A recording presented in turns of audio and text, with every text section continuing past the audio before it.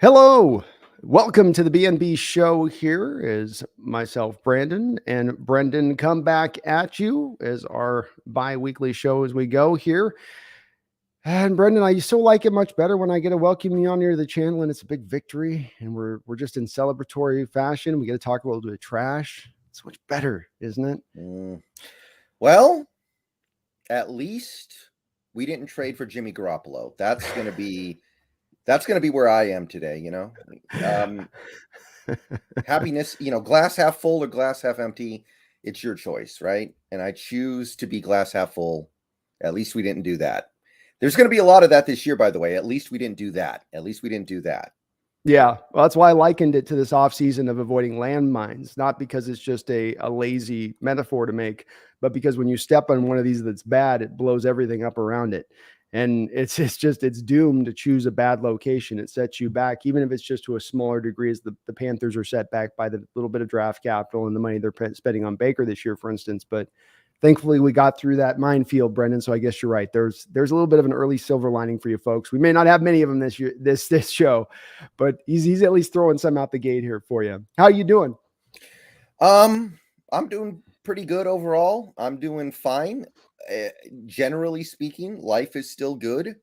I don't think any of us are terribly surprised by what's going on right now with this team on the field, but it's still not fun. There's still some part of you that is bothered by it.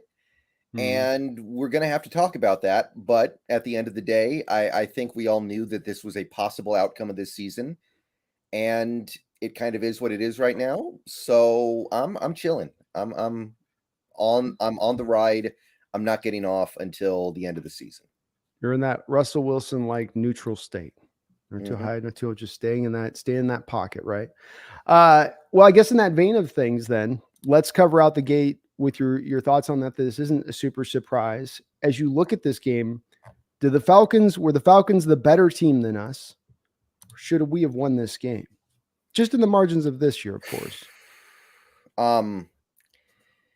That's an interesting question. I don't really know how to answer it. At the end of the day, it's like Bill Parcells said, you are what your record says you are. And the better team usually wins. Not always, of course. But if you're a better team, you should be able to go out there and prove it on the field. So the fact that we didn't tells me that, well, maybe not. But it does kind of harken back to a drum that I've been pounding over the last couple of days. This Falcons offense is probably one of the worst offenses you're going to play this year. And I got a lot of people in my comments trying to tell me, no, this Falcons offense is really good. But I look at it and I go, journeyman stopgap quarterback, number one receiver out for the year, running back, who I like. I know he's a good player, but he is their running back is a gadget player. And they have a subpar offensive line. So I add all these things up and I think to myself, if you look this bad against this Falcons offense, what are you going to do against the Rams? What are you going to do against the Chargers? What are you going to do against the Bucks? What are you going to do against even the Cardinals? These are teams that have better offenses theoretically than what the Falcons have right now. So I look at this and I go, this was one of your best opportunities to put something positive on the field as a defense, and you didn't. So part of me is wondering, like, how low can this defense go? Is it going to get better? Yeah, to me, I walk away from this game as saying, and I'm very much in agreement with you. This is where I walk away from this game going, this is the big question of the day as we walk away from this game. Doesn't become about, well, now we don't have a chance to the playoffs because this team doesn't look like a playoff team. We knew, like we knew this. We knew probably what it was going to be, but it's, again, part of the process that comes out of it. And you look at the defense being as bad as they are and as much in disarray. And then you go, okay, well, let's try to understand a little bit of the more of the reasoning within that. But it does look rough. I agreed with you. I called them a bottom 10 team, I think, at the end of this year where they fall. I think when it's all said and done, they're probably maybe 9 or 10, where they get their draft position falls out. But they're not a team that's going to be pushing, I don't think, for the playoffs. And you're right. They have a couple of guys on the offensive side of the ball. Patterson, Pitts, London's still a rookie and kind of unproven. That's kind of just about it of what you got. Matthews is all right. No, Lindstrom guy's good. But as we went through on our preview game, that the rest of that offensive line was pretty bad, pretty poor to your point. So Right. I'm with you on it. And it's interesting, Brendan, because I had a lot of people in my chat post game. I don't know if you heard this as well. I saw it all online as well, kind of being talked about and bandied about by Seahawks fans. And that was that this game was on Geno. Geno Smith blew this game. He blew it. That's it's frustrated me to no end a little bit, but that's been something that I've heard as a common refrain. So I've got to give it's the weight because there's enough people saying it. Like, okay, well, do these people have a leg to stand on with this? Is that appropriate in looking at this game and saying it? So it makes me glad you say at least defense out the gate, but that's the question I do pose to you. I just can't go there. We're paying $3 million or what? I don't know exactly how much it is for Geno. I think he's got some incentive inflators in there. It could be up to 7. So somewhere between 3 to 7. When you're paying that much for a quarterback, you got to live with it. And if you want to win games, you're going to have to support him. When he leads you down the field for that game, for the lead go-ahead field goal to make it 23-20, you need a defense that is going to say, okay, we're going to get this stop. We're going to get him the ball back. We're not going to let the Falcons have any more points. And this defense may as well have sat down on the field on that last touchdown drive for all the good they did. Yeah. So no, I don't think it makes any sense to try to put this on Geno. And is he Aaron Rodgers? No, but he gave you a lot of production and a lot of points in that first half, by the way. He did a lot of things really well. I thought he was doing a good job getting the ball out quickly, avoiding pressure, running the offense the way that it needs to be run when you have a Sean McVay-like playbook in here. And I was mostly encouraged by what he did. And I keep coming back to that. You get what you pay for most of the time in the league. We live in a world where even slightly above average quarterbacks are getting $50 million a year.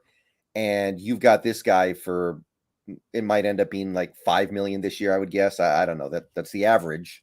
Right. So at the end of the day, if you want to win games with that, you better support him. And he didn't get any support from his defense.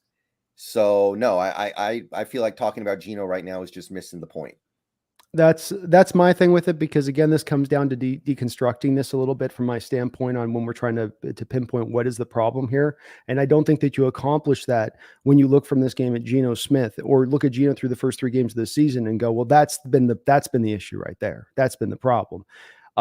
Again, you put it well. You're going to get what you pay for. Nobody had any high expectation of Geno. I thought he could be a proficient game manager. Guy's throwing for nearly 80%. He's being a proficient 2-to-1 interception ratio. He's getting some drives going. There's things outside of his control that are stopping drives at times, much like we saw in the preseason where people gave him no room for the 15, 16 drops from his receivers in the preseason. Everybody just said, well, see, he sucks. Wait, what about all the drops that are happening where he's putting it in the guy's hands? Freddie Swain on a 3rd down, money throw on a post route. And I think that there is a little bit of the built-in, we don't already like the guy. We're just looking kind of for the reason. I'm okay with that. I understand if you don't like Geno.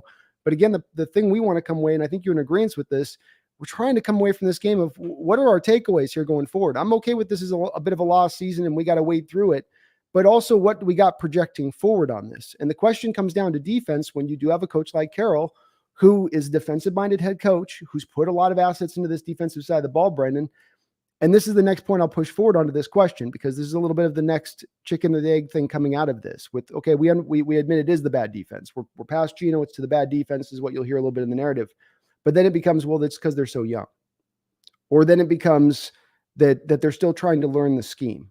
So can we unpack those 2 points in particular right here, right now, a little bit on that as far as this deconstruction goes? First off, young players are the reason why this defense isn't playing well.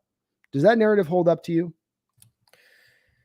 Not really, because some of the young players are actually some of the better pieces on this defense. Tariq Woolen, I think he was our highest graded defensive player in that game, I think. And watching the game, I got the impression that he's doing his job. The guys who are not holding their own right now, yes, you do have a player like a Kobe Bryant. I don't specifically blame him, but he's not playing well. But you have guys who are in their 3rd year now, like Jordan Brooks and Darrell Taylor. I think those 2 guys are kind of patient zeros for why this defense is underachieving. I thought both guys were probably going to be borderline Pro Bowl level. Honestly, I think Pro Bowl level. And we're not getting anything anywhere near close to that right now. And as for youth being an issue here, Boye Mafe is actually playing better than Darrell Taylor. The rookie is outplaying the third-year guy. I know Taylor's technically in his second year, but he's been on the team for 2 years now, so I'm not dealing with that. I'm not. Here's the thing, too. Part of the problems that are struggling with Darrell Taylor is his lack of ability to anticipate where a play is going, diagnose, and not get tricked and fooled. That whole year he was out should have been done with nothing but him studying tape and coming along in that portion of his game. Not that that part's completely behind. You can get me on, they still can't flatten the route to the quarterback. He's still trying to figure out how to set an edge properly. But that part of it, to me, where you're seeing him completely fooled playing and play out of where the play is going. He's got no pre-snap recognition on what he's seeing from the formation. That's the part where I go, that's not that 1 year, not to stop you in your tracks on that, but that's that 1 year extra thing. That's got to be built into it. He was here. He could have been learning. He could have been coming along rather than, what was he doing? Sitting home, playing game. Because right now I look at a guy who's a little bit lost, and Brooks as well. But right. All right. And meanwhile, there are some veterans on this team that I see as being a problem. Like Poona Ford's invisible. And again, I'm not specifically blaming him because I think that he's just not in a defense that is suited to his skill set. But he is, regardless, invisible out there. I think that, even a guy Jefferson. like Jefferson, Quandre Diggs, I don't know if he's playing bad, but I'm not getting the sense that he's one of the best safeties in the league like he's been the last couple years. Cody Barton's in his fourth year. He's not a young player anymore, and he might be one of the worst starting linebackers in the entire NFL right now. Mm-hmm. So no, I don't think it can just be youth. Brian Monet. Yeah, I mean Monet's barely playing. I can't even talk about him. He played like 19 snaps, I think, against the Falcons. I think he played like 9 against the Broncos or something. He's barely playing. Mm-hmm. So that I'm not calling him out.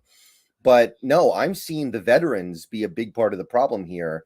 And if anything, I'm seeing the youth movement be part of the solution. So no, it's not that. So let's go to the second part of that then. It's them learning the schematic design that's the reason. It's that they're in this rough stage of onboarding this new scheme and that we are going through the growing pains of that new scheme. Do you buy into that being the reasoning here beyond this? I think there's a little more merit there. I think that's at least arguable. But as many people have documented in recent times, the Seahawks defense has been slowly moving towards this for the last couple of years, where, yes, we're doing this 3-4 thing now, or this, I guess, hybrid technically. But as many people have documented, it's kind of just an extension of what they've been doing over the last couple of years, like adding the bear fronts last year and running. Like there are several people who are, analysts of these things, Seahawks analysts, who have said we basically been running 3-4 for a couple years now already. Yes, it's different now. Yes, it's more extreme now. There are changes, but it's not like overnight you threw out everything and just decided to bring in all this new stuff. And while we're here, part of the reason why you did this has to be because you think it serves your personnel better. Like that's one of the reasons why I like the hybrid defense. I thought it was going to be great for Darrell Taylor, but right now I'm like, he looks worse than he's ever looked before. Yeah. Maybe this new defense isn't good for him. So I'm a little more receptive to that, but I still don't think it doesn't justify to me the fact that we can't even do things like stop the run. We can't set the edge. These are basics. Yeah. We can't even succeed on that level. And Pete Carroll had that quote after the game saying, working on stopping the run has been our focus in camp because we couldn't do it against the Broncos or the Niners.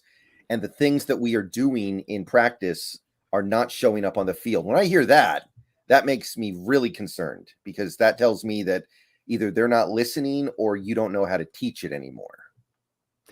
I think that's where you just touched on my big worry from this is that the fact matters. You have a coach that's a defensive head coach, which is fine. I'm okay. The defensive minded head coach who wants to build to the defensive side of the ball. Okay, I get that. You want to do the old school approach to this. It's very counterculture to what's going on right now. But I'm with you, Carol.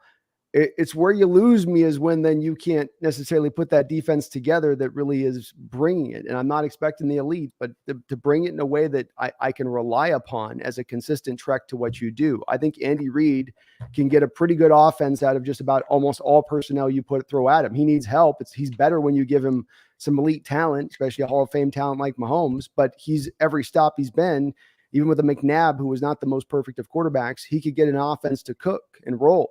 And I would have the same faith in a guy like Holmgren. And that's the part I'm wondering with Carol here on this is, as you said, this isn't completely new. It's also them not really adapting the 3-4 stuff. They're throwing that in a very little bit, but it's that 4-man front you're seeing more often than not. That's that weird, awkward 4-man front that they employed in the preseason they've been employing now.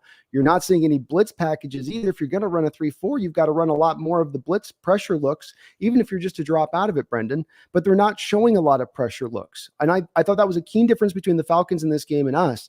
Falcons brought a good amount of pressure, but really was just about showing the fronts and then sometimes dropping out of it to try to confuse Geno. We still don't do that part of it. It's like the pre-snap motion on the flip side of the ball, where you just don't quite implement it in consistently. It's just sort of sprinkled in when more NFL teams are utilizing it as a very common approach. Yeah. Do you think that maybe we threw out a lot of our pressure packages when Jamal got hurt because he was going to be a big part of that?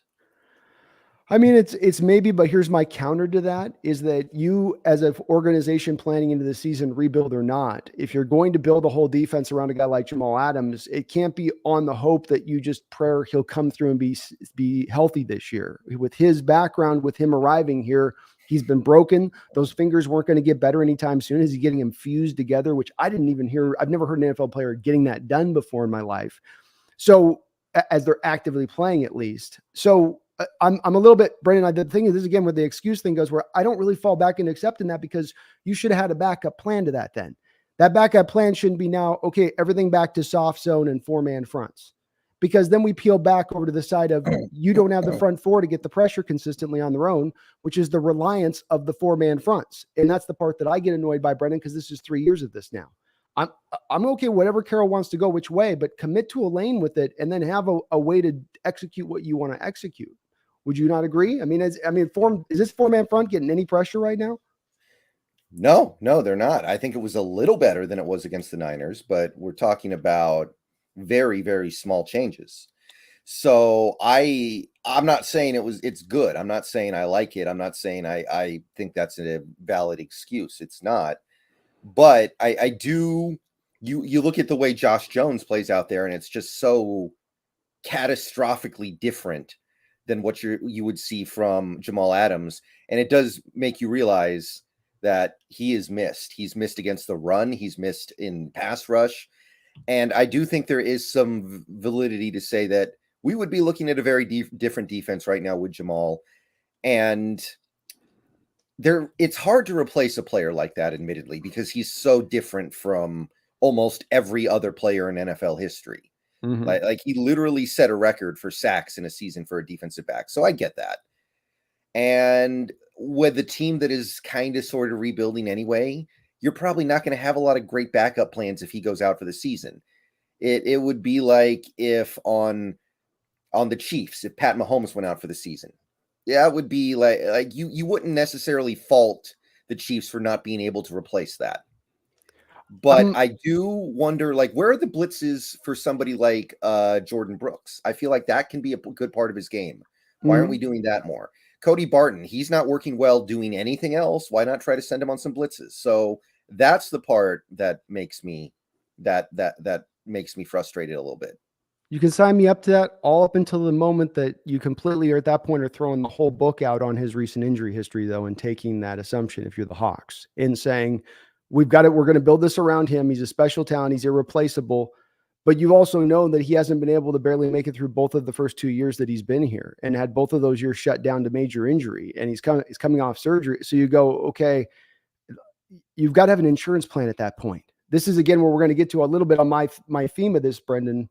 being on this particular show, being a little bit of, let's put this thing under a microscope, a little bit about our confidence and certainty here in this coaching staff to move this thing forward. You pitched all of your wagons to the Adams train, knowing that this guy's broken from a variety of different levels, from his shoulders to groins to fingers and everything in between. And you still went, yeah, we're going to trust that for 17 games. And that will be that will be all how we lean on our defense. And I get the rebuild stuff, but that's just seems sort of, again, does not provide me a lot of confidence in my team going forward to run this thing in the right direction. It's just not an end all be all to me to always, and you're not doing this, Brendon, but what that ends up leaning to for me is a little bit of the leaning back to, well, everything, if I just say rebuild, it excuses everything else. And it doesn't, nothing else really matters because I just say rebuild. The season's lost. And that's one of those moments where I got to pull and hitch down a little bit and go, I don't know here on that one. I don't know. I'm a little bit annoyed by their decision to say, okay, we're going to throw this whole defensive playbook out because, again, the 3-4 Fangio scheme is going to be based on you bringing some guys and showing some pressure fronts at times. And they just aren't doing it. Yeah. I mean, I'm certainly not happy about it, but it does kind of feel like they decided to bet everything on Jamal, and it was a very much a losing bet. I mean, it's not the first time they bet everything on Jamal. So yeah. I guess that's true. Sunk cost fallacy is not a concept that they seem to be very well acquainted with on that one. Chase Stern, thank you for the $5 donation. I appreciate it. It says Geno has a career game while the defense blows it. Some fans, this is on Geno. It's as we were talking about, that's definitely a little bit of what I was feeling on my show post game a little bit and having some discussions where it was getting frothy a little bit because I was really trying to push back on this hard, Brendon. Again, for the reasons that we're diving into here with this defense, this is the most important part for us to look at. And I could be wrong where there's nothing wrong with the defense. It's in a evolutionary state that's on the back of a rebuild that a year from now will be a tight, cohesive unit that's like the gears of a Swiss watch. Maybe.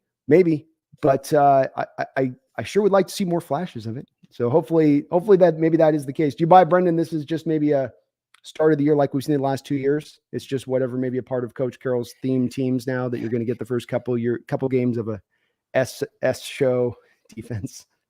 It feels like they're more fundamentally unsound than previously. In terms of result, it's similar, sure.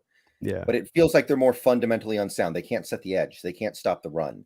Now, last year, they didn't stop the run great when they started the season, but at least it was against Derrick Henry, right? At least it was, at that time, you probably would have considered him the best running back in the league. Right. And I think their first game was against Jonathan Taylor as well, maybe the best running back in the league now. Right. So I look at that and I go, okay, but Cordarrelle Patterson, I like him, but he's not one of the best running backs in the league. The Jeff Wilson Jr., every Niners fan I talked to before that game was like, oh, this Jeff Wilson Jr. dude is completely washed up. He's got nothing. Get him out of here. And then he kills you. So no, it's not the same thing. Yeah. It's a little more disconcerting this year where it stands on that, but we'll see how this kind of evolves on the defensive front of things. I'm wondering if you have anything that you would think of that we could do to do a fix on this. In the respect of, is this a situation where I know it's a rebuilding year, so you're going to be very hesitant on any sort of trading, and we know, let's just take for granted, you and I both can probably acknowledge there's nobody on the street that we're going to bring in here that's going to upgrade this thing. Is there? I mean, is there really anybody you're thinking of that truly you would know, or we're taking a flyer on that, right? So what would be you? Would you just say stand pat? It is what it is. You're standing in it. Everything's flooded. Just wait for the guy to come in another year with the next draft, and let's just roll this thing at that point and let it be what it is. If you want to go get like Jaquizzy Tart or Landon Collins to replace Josh Jones, then I'm for that. If you really, really don't feel like Tanner Muse is a guy you can play at safety, if you don't think that a guy like what's his name, Bubba Bolden or Joey Blunt, if you don't think you can go throw one of those guys in there, then I'd be fine with that. But other than that, I just kind of want to get it over with. Yeah, I can understand it. Again, you're not putting more cost in this year at that point. You're just letting it all, the Band-Aids being fully pulled off really quick at that point. There's no slightness to it. So I can understand that completely from that standpoint. My only worry is just we won't be able to make a proper evaluation really in trying to look at this team for where that confidence will lie going forward, that yes, we're in good, sure hands. You know, the captain's going to guide this boat through the treacherous waters, and we're going to find ourselves back into the elite bay. And I hope we can, Brendan, but that's the part where I'm starting to get a little bit concerned from my end of it. In regards to Right. Snail, and thank you again, Chase, for that $5 donation. Thank you, Snail, for a $5 donation. Says, takeaway from the first 3 games is we need to spend our first 2 picks on pass rush, not quarterback. I want elite pass rushers, not Jags. Well, thank you for the donation. Brendan, where do you sit on that? Well, it's not that easy, right? Like the right pass rushers have to be there at your picks. We don't know where we're going to be picking yet. It actually looks like we're going to be picking, as of right now, you would have to say we're probably going to be picking high on both ends of it, but the right guys have to be there. So I don't like getting into this mentality of pigeonholing everything to where we have to get this or else bad, especially when in the modern NFL, the quarterback matters so much. And I know pass rushers matter a lot, but no, I think this is a dangerous mentality to have. And I don't want to be thinking like that right now when we don't even know who the top guys in the draft are necessarily going to be. Yes. I'm with Brendan on this one, Snail. I'm a BPA guy, best player available guys. Like I want to lean into that, my draft, like a devout man. This BPA. So I'm all about it. And that's not BPA. If I'm going to as Brendan put it, I'm steal his words, pigeonhole this a little bit. I just go back to my mind, Snail. When you say pass rushers, my mind just got to get a pass rusher in that draft. First pick, got to get pass rusher. And my mind, Snail, goes a little bit to LJ Collier, because that is the philosophy that drove you to making that selection at the time. As I've long cited, there was about 15, 16 pass rushers taken in that first round before you got to LJ Collier at the very end of that first round. And he was not the BPA at that time. He was quite far from it. I would 100% guarantee you. The other part, Snail, is what scheme are we going to be running at that point? If we're running an outside 3-4 defense, Brendan, I mean, are we really going to try to attack, going out there and getting a 3-4 guys that are usually there to take up space there in a 3-4 defense? First, we already got right now 3 guys deep as far as the outside linebackers go. So that would be my question to you, Snail, is that it's hard to find impactful. Is it not, Brendan? Am I off on that? And then it's hard to find impactful 3-4 defensive ends and 0 tech defensive tackles. You can find guys that are really good and doing a great job, and they don't have really any kind of statistics because they're just taking up blockers, as we've seen with Cody Barton and Jordan Brooks. That's very helpful to have in a 3-4. Right. Yeah. I've done some initial scouting on defensive linemen that'll be in this upcoming draft, and I did find some, but a lot of them are not likely first round picks. A lot of them are second, third, fourth round picks. Yeah. And there's a reason for that. They're not the most coveted players. They don't necessarily have tremendous use on every team. So yeah, you got to be careful about that mentality, I think. I like where you're coming from, Snail. I don't mind. Create a great offensive line, create a great pass rush. That's a great, nice fundamental approach to starting to try to build the team back to becoming elite again. So it's certainly something the Niners are leaning very heavily on right now, for instance, with their pass rush and their defense carrying the day with them on the back of that little bit. So I get where the mentality is on it, but that's the thing I'm worried about with going that route, is that you just get stuck grabbing a guy and then you look back on it and go, man, we could have had the best at this position or the best at that position. And instead we sort of just said, we got to get this, and ended up with the third or fourth best at another position.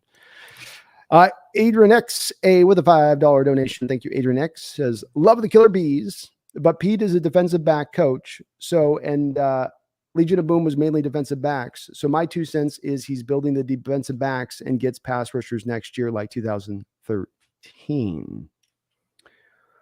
Well, I'll let you start with this one. I got some thoughts, but I'll let you begin. Like as of right, the thing is, you've got some young pass rushers on this team, and I'm not saying they're all bad. I mean, like Boye Mafe's actually played better than I expected so far. I was not expecting him to do much of anything this year because he's so raw, but he's doing good things. But you spent a 2nd round pick on Darrell Taylor. When you spend a 2nd round pick on a player and a third, you had to move up in the 2nd round, so you gave up a 3rd round pick to do so.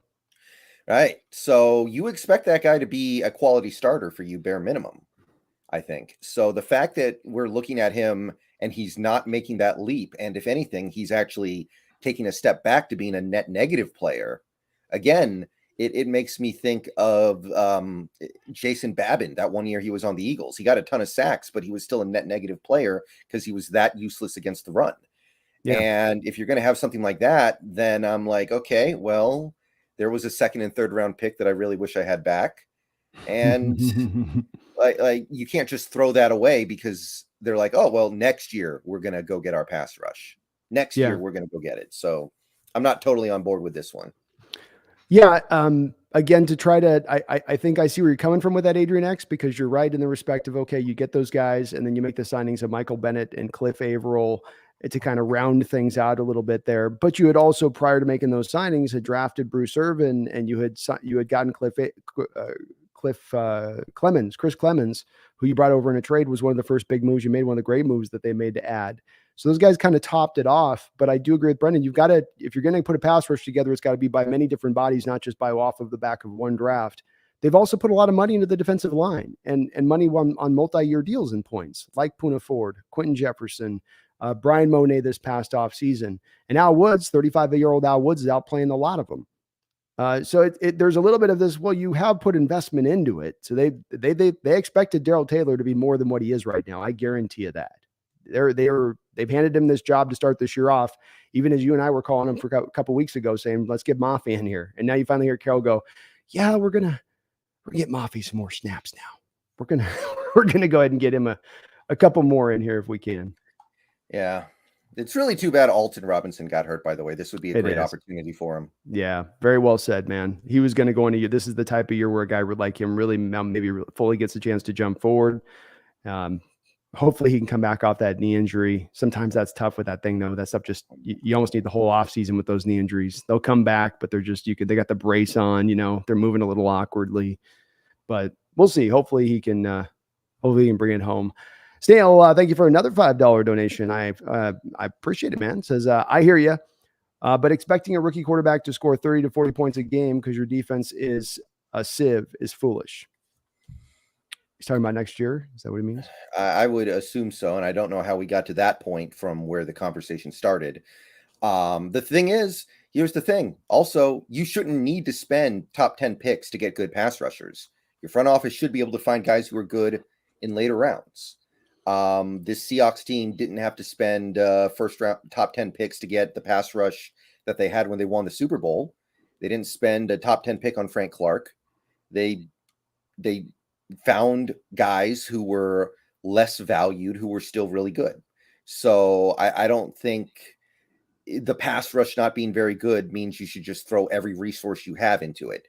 You do need to let these guys do their job to a certain extent. And part of your job is finding guys in the later rounds and maybe even occasionally bargain bin veterans like we did with Cliff Averill and Michael Bennett. Yeah. And as well too, Snell, if it's coming at the cost of maybe, what if I could, with that second Denver pick, I've got the best left guard in the draft. I can get a Steve Hutchinson type that I get to add at 21, if that's where Denver is. Do I want to pass on that then? And if there's defensive ends on the board, that there's 12 or 13 that have gone off the board, not that many, but let's say there's 7 or 8 that have gone off the board at that point. That's the first left guard gone, and the clean prospect, and people are far away. And then you think about adding that to a line with the quarterback that you picked on the front end of it. I'm not sure where I want to go yet with it. I'm again back to best player available, but that would seem to me, I don't think it would come down to necessarily scoring 30, 40 points a game at that point, because you're going to run the ball. That's the beauty of having a balanced offense as opposed to one that's got to score the 40 points with this kind of quarterback, is that if we can just move the ball on anybody because our rushing attack is so dominant, we got a quarterback that can make the throws and use his legs a little bit, that's going to protect the defense, shorten games. And yeah, they're going to still give up a lot of points potentially then, but you're theoretically making the job easier on them with what you're doing offensively speaking. But I like where you're coming from, man. Again, I like the building towards pass rush. I'm a pro get it in the trenches guy, Brendan. I'm getting old school with it. I might turn black and white on you one of these days. I'm going to get so old school with this, but I'm getting back to the whole trenches stuff. I'm not sure I fully buy into this back end. It's all the back end now, like the analytic folks are telling us. Yeah, I've heard that, and it's hard for me to believe. I can't quite get there, man. I can't. Alan with another $5 donation, your first $5 donation. Sorry, Alan. And thank you again, Stan, for your multiple donos, man. Alan says, didn't Seattle go 2-1 last season with Russell as well? What's the difference between Geno Smith's first 3 games compared to Russell's last season? Well, I think we started 1-2. Yeah, Actually, I think that's what he's saying. I think we started 1-2 this year and last year. I'm guessing. Yeah, I think that's what you're trying to say, Alan, because I believe you're right on that. I thought we had it wasn't it Colts, Titans, Vikings? Yes. And I mean, the difference is that across those 3 games, I believe the Seahawks averaged something like 26 points a game, because they had 28 against the Colts, 30 against the Titans, and 17 against the Vikings. And this year it's a lot less. So to say that it's the same is not true. But, we don't have to play the comparison between Geno and Russell right now, because that was last year. This is this year. Also, Russell costs the amount of money that he costs. Geno costs the amount of money that he costs. Great point. So it's not, I don't think the Geno versus Russell last year comparison is of value, really. It's not as good, but like I always say with Geno, you get what you pay for. Yeah.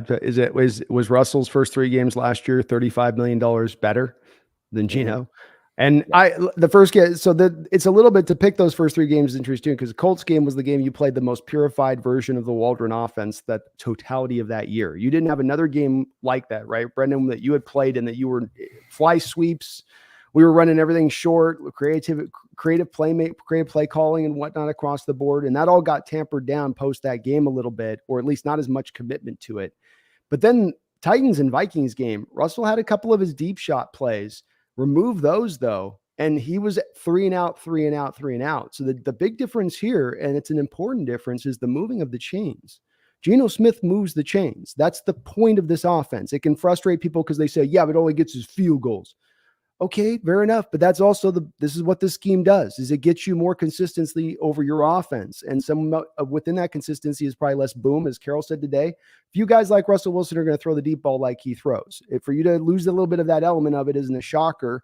It's not the end of the world, but he's executing the offense as he's being asked to do. And this was backed up by what I watched on the 22 tape last week with the Niners, Brendon, where most of the routes were small, short, intermediate routes. And he was making the proper read, within them. So that's the one difference I'd say. Russell stopped outside that Colts game. Russell stopped embracing the Waldron offensive scheme, or Carroll tampered it down.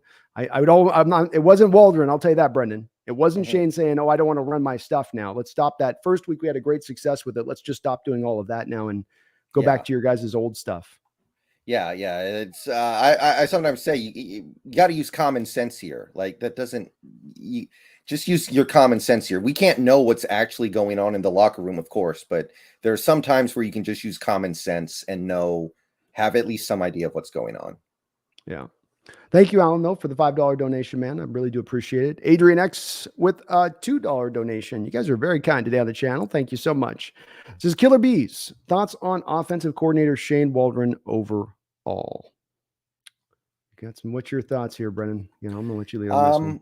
I thought he called a good game against the Falcons in particular. I liked the way we used our tight ends. Again, Colby Parkinson is a significant part of this offense right now. Like, all 3 guys getting significant snaps. And I like that. I liked the way the offense kind of melded the Geno Smith short stuff with the pushing the ball a little bit downfield. I know Geno didn't unleash any passes 70 yards down the field, but he was taking a couple of shot plays. It was nice. Yeah. I saw a couple of runs to the outside, not a lot, but I saw a couple. I'm just starting to think maybe our offensive linemen can't do it. I'm just starting to believe that maybe we just feel like we don't have the personnel to do it as much as we should. That's the only thing that can make sense to me at this point. But honestly, here's the thing.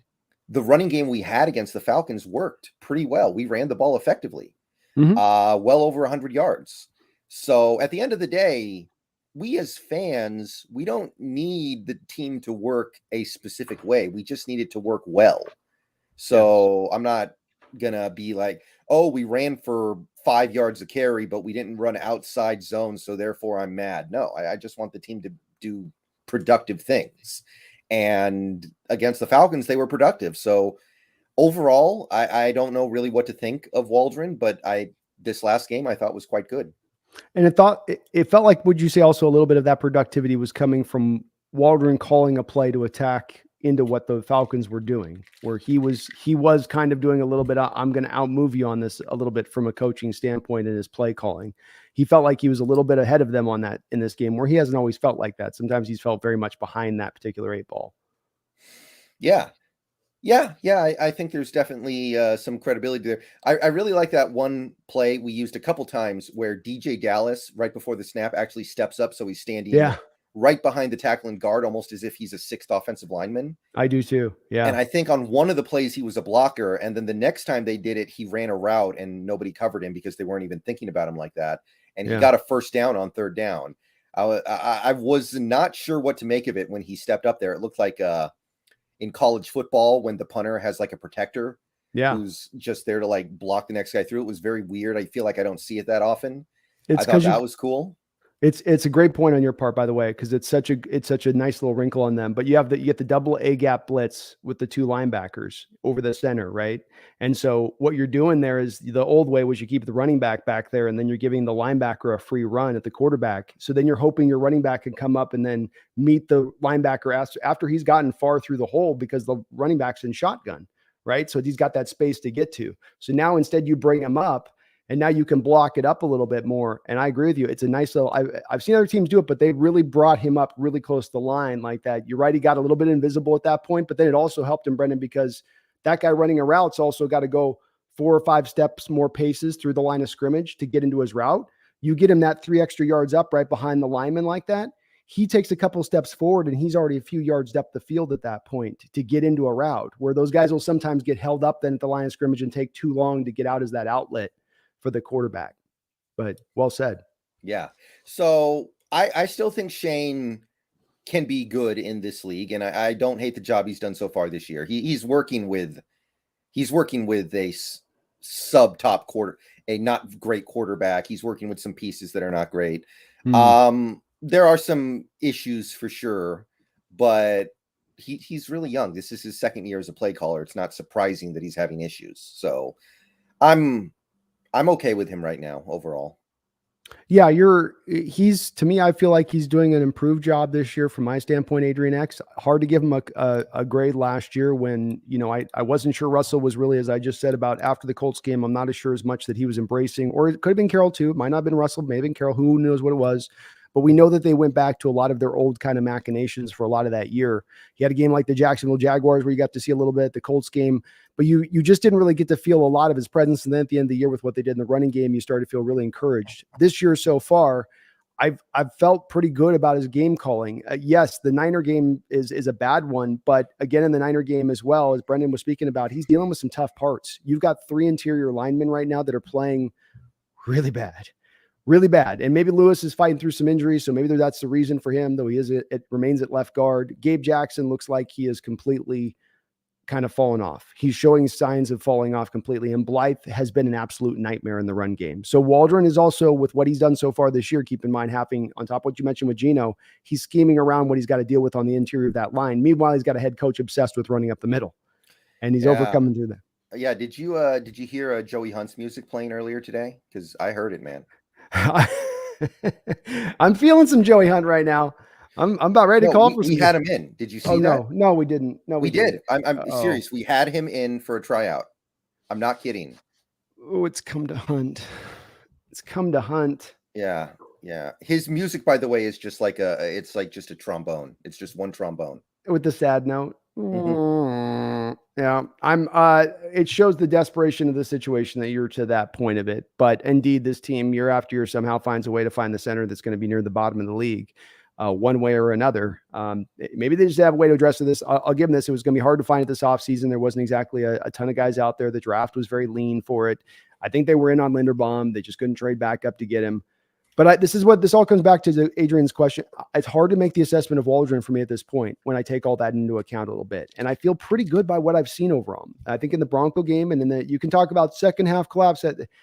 We got to talk about that in a second. That's the next thing we need to talk about in this game, Brendon, the second half offensive collapse, quote unquote. Right. But I feel like he's done overall a better job this year. Is he the answer long-term? Give me a little bit more, Adrian, next to go off of. Give me a little bit more time to kind of formulate my kind of full opinion on that. Cause I'm starting to see some signs, but still there's not that fly sweep stuff. There's not the bubble screen really being implemented in an effective way. You're not using a lot of wide zone. Brendon, they ran a couple times, but it's still just like, look at the way the Falcons were using it with Patterson on the other side. Pitch plays all day long that had 9-10 yards to be had, and you've got the speed guys to get it done. You might be right though. Yeah. Your point about them just not having the personnel just can't do it. That's at least a plausible explanation for the situation. Yeah. Did you notice that we gave the fly sweep snap to Ken Walker instead of Eskridge? Yeah. What's up with that? What do you think of that?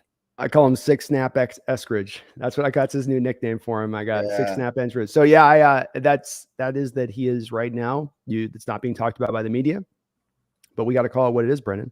And that is Eskridge is in a little bit of the coaching doghouse right now. Yeah. They like Walker, but that's exactly what's happened here. Go ahead. Yeah. The funny part is on that play, Eskridge actually threw a great block to help spring Walker for what was like a 20-yard run. Yeah. So maybe he's found his niche in the NFL. He's a great blocker. He's like Hines Ward without the ability to catch. It's a type of gadget, I think. Right. Yeah, he's definitely dropped down the depth chart. Penny Hart's getting some snaps over him at times, I believe. Penny made a good catch in this last game.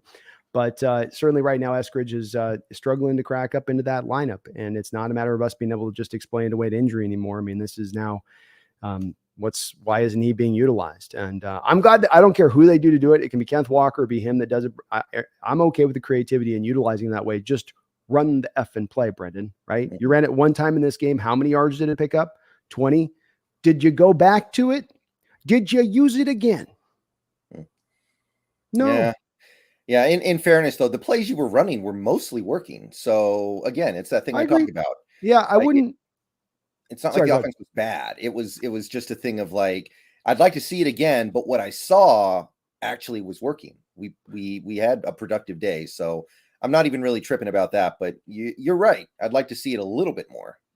Just a little bit. I mean, just make them just a couple. It doesn't have to be like use it 10 times, but just give me at least 3 or 4 a game to keep the defense honest. Because that's what I think it will do. It'll cause those linebackers not to cheat on that inside stuff because you're having a hard time running up the middle. They did good this game, but to my eyes, it was the running backs making a lot of hay when there wasn't a lot of sun shining to get through those holes. I thought Penny had a really great game. The stats didn't tell the whole story in the way that he ran really hard and got those extra yards at times when things were heads out, where there was early penetration into the backfield. And I feel like you get that outside stuff, maybe you can pull that off. I also think the explanation we haven't talked about a little bit of why we passed as much as we did in this game that we got to acknowledge. We were getting more 8-man fronts in this game than either of the prior 2 games. The Falcons were committing the defenders up in the box to stop the run. They were daring the Seattle Seahawks to throw in this game. Did you see the same thing? Yeah. And I mean, it doesn't do us any good if the team just runs their head into a brick wall over and over again. So yeah, I got no problem with that. Yeah, I mean, you're not in that component of things. If we're a run-first team and we've got to run it no matter what. No, if the other team across from you is going to say that we are going to commit extra resources to stopping this, and I consider an 8th man in this modern age of passing attacks, if you're going to put an 8th man in the box, it then predicts basically the outside, unless they're a man-based team, they're going to be dropping into zone, and you're going to have your single high safety, and there should be all of those little Tyler Lockett out routes all day long up against that type of defense to counter it then. And it should be a little bit like stealing to do so. So that's why, again, I'm not going to knock him on the pass to run rate, at least from this game, because I look at it as a plus for Waldron. You didn't try to do the dumb-headed thing that you would have done in the past, which was just let's keep running. First down run, second down run, 3rd and 8. Oh, sack.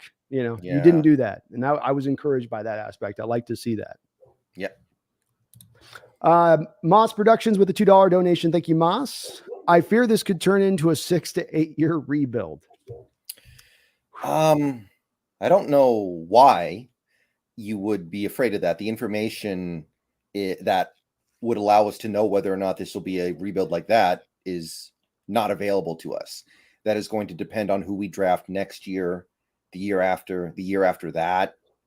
It's impossible to read into the information that we have at this moment and say this is going to take this long to fix. So I don't know where this fear comes from. Really. Yeah, I think maybe it's a little born out of Moss Productions, a little bit of the 90s era and how long we had to go through with that one as far as how bad we were there. I would say, again, we were at that state because of really an owner trying to get you moved. And it's like it's exactly what the Oklahoma City owner did, where he just sort of soiled the ground a little bit so that he could get the team moved out of town. I don't think you're in that same place, even with a little bit of maybe potentially a tiny bit of an absentee owner to at least a small degree in Jody Allen. But the team is going to be sold within a couple of years. And upon that sale, you're going to see a turnover probably across the board if it's not working. So yes, could this be a little more prolonged beyond the year that we had maybe hoped that it would only take to kind of get this back to front? Potentially, especially on a point that we're going to get to close this off, not right now at the moment, but later on here, Brendon, about where we both stand as far as how much confidence we're sitting in with the specifically coaching staff. I think I'm going to separate a little bit of personnel from coaching on this one, just to a little bit of a degree. But let me assuage your fears on that one, Moss. I think we're going to be okay. I don't think it's a 6 to 8 year rebuild. This fan base is thriving. So we're going to get an owner who's going to be motivated, and they're going to try to get this thing turned fast once they do, no doubt about it. They're not going to want to sit down, especially if we've been through a few years of tough, bitter darkness. Right, I agree. Osama Ben Diesel with a $5 donation. Thank you, Osama, and appreciate Brendon for holding on here. We got a lot of donos, and thank you guys. It says, look, guys, we all know the Hawks would be 3-0 if Drew Lock was starting. Geno's time has passed. It's time for Carroll to hashtag open the lock. Yeah. You know, I was rooting for Drew Lock. I wanted him to be the guy, but it just, he didn't do the things he needed to do. So right now, I got no problem with the path this team has chosen. I'm the same way, Osama, and I don't know if there's a little bit of a sense of satire there in your comments. So I'm not sure if it's that or not, or if you're really saying you think he would have been 3-0, and maybe you are. I'm good with Geno though right now. He's hitting 78% of his passes at this point. We asked him to be a game manager. He's being a game manager. He's being a good one at that. And even on the turnover at the last play, I'm not really going to fault him a ton when he's trying to make a play to finish off a game. So he's really got like one de facto interception from my standpoint. I'm okay with that. I'm perfectly fine. That's, as I've said to stop. The problem here is not Geno Smith at this point in time in the year so far, nor the quarterback. Yeah. And again, I wanted Drew Lock to be the guy, but you can't have a quarterback who you're terrified is going to turn it over every time he drops back, and that's what it turned into with Lock. Yeah. By the end of the preseason, I was like, you just get so nervous every time he drops back because you're like, this could be the play. This could be the play. With Geno, I'm actually pretty confident that maybe he won't play great, but at least he won't turn the ball over. He's gotten that keen understanding. And maybe it's been under Carroll's tutelage last couple of years of them hammering it home, but it's certainly been a lesson that, and a lot of people would say, well, it's to his detriment because he won't take shots down the field. Well, whatever it is, you can't have a game manager turn the ball over, whether their name's Locke or Smith. Neither can do that. That's got to be the first thing they do is they go to the quarterbacking position is you can't lose this the game here. You got to Garoppolo your way through this thing here a little bit, or Garoppolo prior to this year. He's turning into a little bit of a problem there for them. But I mean, you've got to be that kind of guy. So Geno's fitting the type of what he's being asked to do, and you can't fault him for that. But I know Drew Lock's got a lot of people obsessed with that hose, man, that big hose. Yeah. And maybe it'll happen later this year, but I can't advocate for it right now. I feel you. And he probably will. You will probably at some point, I'm sure. Well, not at some point, not for sure. Geno keeps throwing 78% of his passes. He isn't coming off the field anytime soon, but maybe. You never know. You never know, especially the interior of this line. Mm-hmm. Jacob Wilkerson with a $5 donation. Thank you, Jacob. Says, if we are picking second in the coming draft and the first pick is Bryce, would you take Will or CJ Stroud? I think Will. I think I would just take Will. But there's information here that I need to know. Like, where's our next pick? Is our next pick like at number 8? Is it number 17? Is it number 22? Like, where's that other pick? Mm-hmm. Who's the quarterback I'm going to be ending up with if we don't take a quarterback here? But just in a vacuum, give me Will. Yeah, I lean to the same place as Brendon, though. I want to echo Jacob what Brendon said on this, being that I really want more information about this. Say nothing of the evaluation process and really looking at Will Anderson and going, okay, is he really that guy that people are giving him the hype of being? When we really, really dive into the film and watch him snap after snap, does he bear out to be that of what I've told he really is? And I like him, and he's got those traits a little bit, but I'm not fully at that spot if I know he's generational.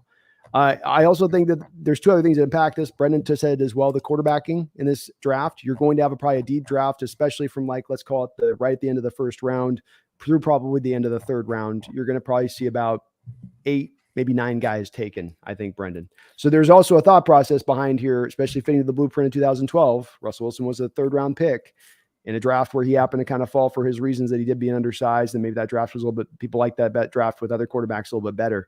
So that would open the door more for me to be on Team Will at that point if he is that generational guy. Again, understand too, CJ is going to be a young kid coming out. I don't know how 100% ready he's going to be ready to go out the shoot. Yeah, and also we need to see how many quarterbacks maintain a high draft status when we actually get to the draft. Like, we still got 3 more months of college football, and guys are going to fall off. Like, Tyler Van Dyke is probably off the board at this point, right? He's going to be a later round pick.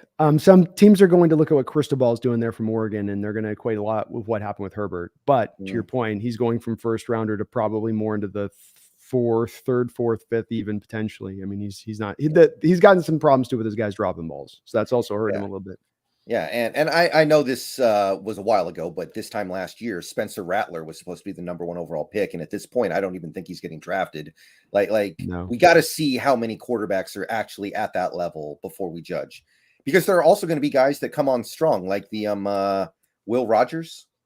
Mm-hmm. I wasn't thinking about him until recently, so there are going to be guys like that too. No, it's a fun process of it. It's part of why I said, Jacob, we just want to see the more quarterbacks, the merrier. The more that can be really good and in that upper level of 1 to 2 to 3 rounds, the more flexibility it gives you on the early picks to then really truly lean into the guy that might be just the best guy, knowing you can get your quarterback later, so you don't have to panic and pull just because you're, out of necessity or something. Jacob also with a $2 donation on top of that. Thank you, Jacob, for the double donos. As Will Anderson, by the way. Oh, we know. You can say Will to me and Brendan, and you can say the big W at this point, and we probably would be like, oh yeah, Will Anderson, okay, generational defensive talent, Alabama, gotcha, yeah. Right. No, yeah, we're both in the same place. First flash of Will, he's so rough, but he's like, it's a little bit of the Trayvon Walker 2.0 situation a little bit with him. Only he's going to actually be really productive, I think, from a statistical standpoint versus Walker, who was just putting, he was just doing the 2 gapping, sitting down, trying to control stuff. This guy's actually being allowed to get upfield a little bit, but everything I've seen from him, Brendan, is he looks special, moves really well. He's still figuring out how to do the pass rush, but all the natural stuff is there with him. Size, strength, quickness, speed, all that. Mm-hmm. You seeing the same thing? I mean, yeah. There's nothing to say about him right now, except he is that prototype. He is the prototypical NFL pass rusher. Indeed. Snail, $2 donation. Thank you, Snail. Says, can we trade Gabe and D for a good center, please? Probably not. Yeah, probably not. Yeah, as you're talking about some guys at the lowest value, they're probably sitting at right now. So, you know. You want to talk trade for a minute though, while we're kind of broaching I made a video this morning. Pete, sounds like Sidney Jones and Artie Burns are not going to be playing anytime soon because he likes what he's getting from Tariq and Jackson, and Trey Brown's going to come back, and Kobe. So if you could pull in a Kella Witherspoon type trade with Sidney Jones and /or Artie Burns, how do you feel about that?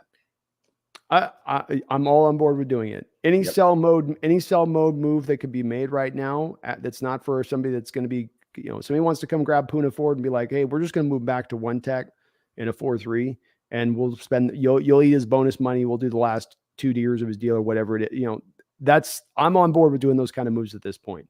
Yeah. Build up on capital. I think we were going to say we were going to wait this out a couple of weeks. I think, Brendan, we'll wait till week 4 or 5. No. Let's see when don't want to wait this out too long. The trade deadline's weird now with the 17 games. So if a deal comes down the pike, I think you've got to take a look and making that. Well, here's the thing. Either way, they're not playing. Sidney Jones has 12 snaps through 3 games. Yeah. And Artie Burns has 0. Now, I know they're both working through injuries, but Pete made it pretty clear yesterday when he was talking about this that we like what Woolen is doing. We like what Jackson is doing, and we want to stick with that.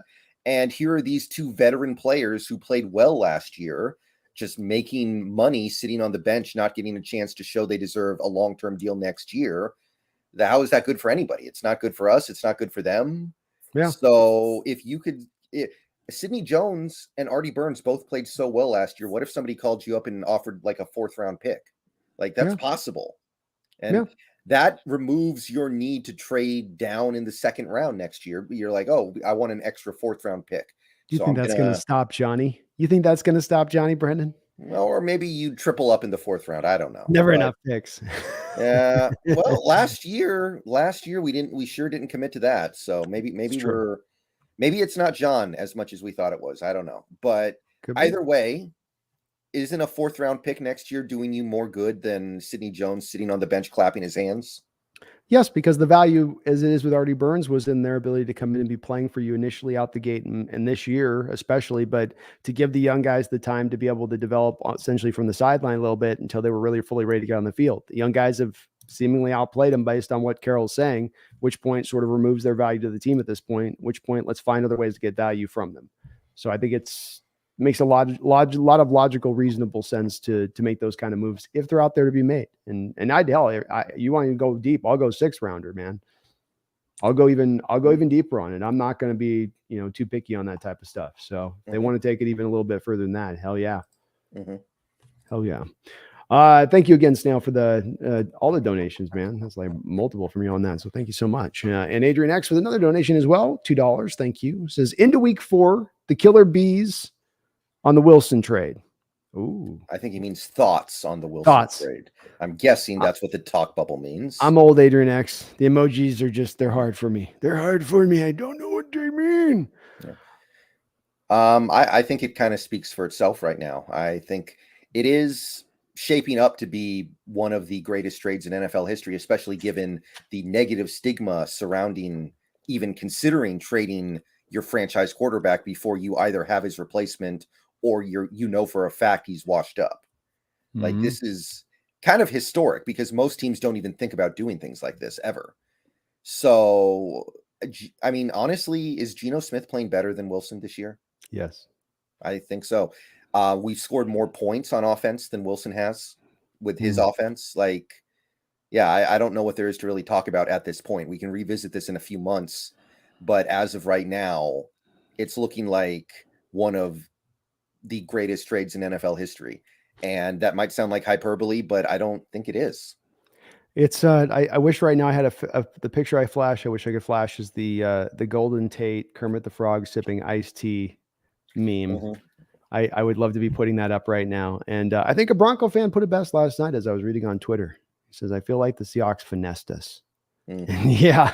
Well, it looks like at the initial look at this is that we might have finessed it. I think Wilson's going to be not as bad as he's been here out the gate. Certainly some of this is new team, new coach, all that other stuff that goes into it. Some of it is also the worry that you're feeling right there from the Bronco fans. The fact that the first game out, they booed him through the first 2 home games. He's been booed twice already out the gate for a guy that's just arrived the scene. There's no patience for what they're seeing, which goes that this seems to go beyond just a guy who's just new to the team figuring it out. There seem to be a little bit of a concern on their part, Brendon.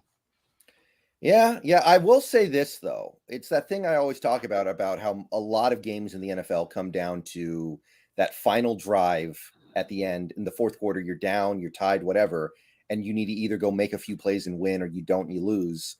The Broncos have found themselves in that situation 3 times this year. And Wilson came through twice. So if he's doing that, that's going to buy him a little bit of time. Yeah. And it is a big deal that he came through in those moments. He did come through against the Niners. It was a very odd path they took to get there, but he did drive them down at the end to win that game. But the thing is, I would you have similar results if you just kept Teddy Bridgewater through 3 games in terms of your overall offensive output? Absolutely. So we're just going to have to give this more time, guys. We're 3 games in. Yeah. Things could get better. And did you see how Hackett hired the outside counsel to help him manage the game? Like, this is a guy who knows that he's bad. Like, he's going to do whatever it takes to fix this, which I actually respect. He's like, yeah, I'm in over my head. I need help. I'm going to find people who can help me. So maybe it ends up being like their team is run by like 10 different people. They have like this weird 10-headed monster at coach by the end of the year, all controlling a different part of the team. I don't know. It could get a little crazy over there. I'm excited. Well, it is again like the booing with Hackett. It's twisted on him as quickly as I've seen with any coach through 2 games, three games. I mean, like just the way that it's when's he being fired? When's Sean Payton being inserted in there? What do we like? And it's we're 3 games into here. We're really are. this new age now, things move fast, I guess, in that respect of things where there's just none of that patience. I think he will be. You're right. It's too early to tell. I do think Russell's going to eventually be fine. And look, they're on top of that division right now. They're not sitting in the back. They're not behind the 8 ball here to start things out. Chargers got problems with injuries across the board. They're in struggling shape. Raiders are 0-3 right now. They look way worse than we thought they were going to be going into this year. And then, obviously Kansas City just lost this past weekend, but they've looked overall pretty strong. So yeah, I think it'll be settled out fine for Russ when it's all said and done this year. They got a chance. Yeah. I'm already hearing Josh McDaniels needs to get fired. So that's how things are going over there. 0-3, man, right out the gate. And they had Devontae Adams. They brought in Chandler Jones. I mean, they for them to be in this position out the jump is definitely a tough look on their part with this. Absolutely it is. Garth Knight, thank you for the $5 donation. Garth, it says trade deadline coming. Can we give away a lot of first rounders for a hybrid player from a loser franchise? I want to blame Pete and John. I want to blame Pete, but John was there.